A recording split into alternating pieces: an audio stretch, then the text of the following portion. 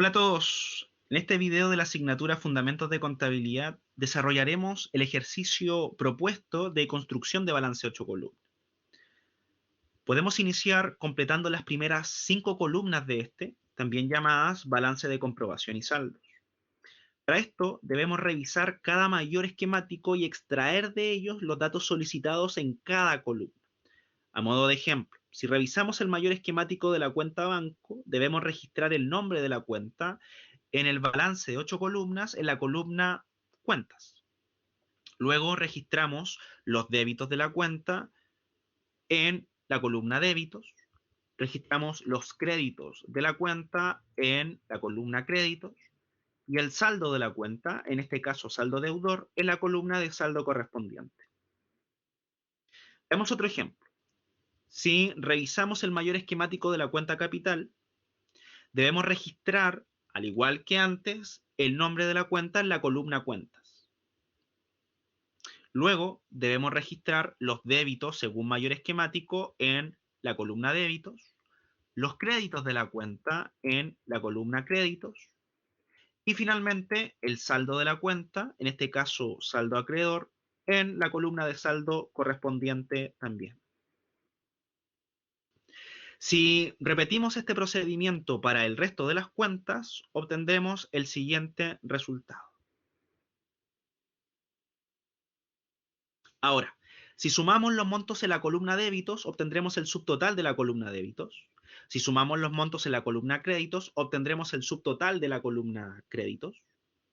Si nos damos cuenta, ambos subtotales cuadran y siempre tienen que cuadrar. Y esto no es coincidencia, ya que los montos en estas columnas no son nada más ni nada menos que la suma de todos los movimientos en los asientos contables, en las columnas debe y haber. Y al cuadrar los asientos contables, significa que estas columnas también deben cuadrar. Si sumamos los montos en la columna saldo deudor, obtendremos el subtotal de la columna saldo deudor. Y si sumamos los montos en la columna saldo acreedor, obtendremos el subtotal de la columna saldo acreedor. Nuevamente, los subtotales de ambas columnas deben ser iguales, por las mismas razones mencionadas anteriormente. Continuando con el resto del balance de 8 columnas, tenemos la columna activo, pasivos, pérdida y ganancia. En estas columnas debemos repetir el saldo de cada una de las cuentas, dependiendo el tipo de cuenta que sea cada una de estas. Es decir, en la columna activos debemos repetir el saldo de las cuentas de activo y complementarias de patrimonio. En la columna pasivos debemos repetir el saldo de las cuentas de pasivo, de patrimonio y complementarias de activo en caso de que existan. En la columna de pérdida debemos repetir el saldo de las cuentas de gasto. Y en la columna ganancia debemos repetir el saldo de las cuentas de ingreso. Continuando, si sumamos los montos en la columna de activo, obtendremos el subtotal de la columna activo. Si sumamos los montos en la columna pasivo, obtendremos el subtotal de la columna pasivo, y así sucesivamente.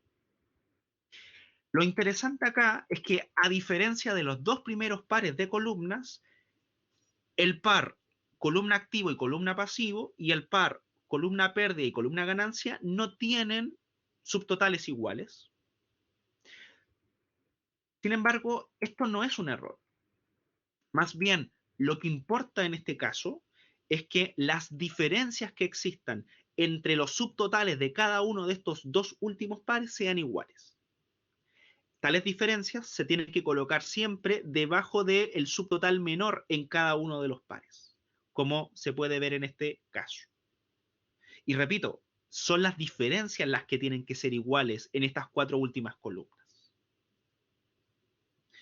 Continuando, podemos interpretar qué significa estos 72.000 pesos que hemos determinado como resultado.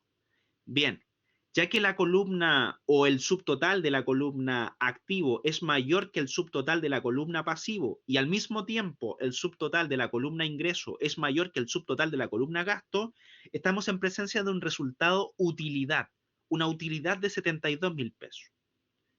En caso contrario, si el subtotal de la columna pasivo fuera mayor que el subtotal de la columna activo y el subtotal de la columna gasto fuera mayor que el subtotal de la columna ingreso, estaríamos en presencia de un resultado pérdida. Para terminar, en cada una de las columnas debemos sumar el monto que tenemos en la fila subtotal y en la fila utilidad. Gracias por ver el video.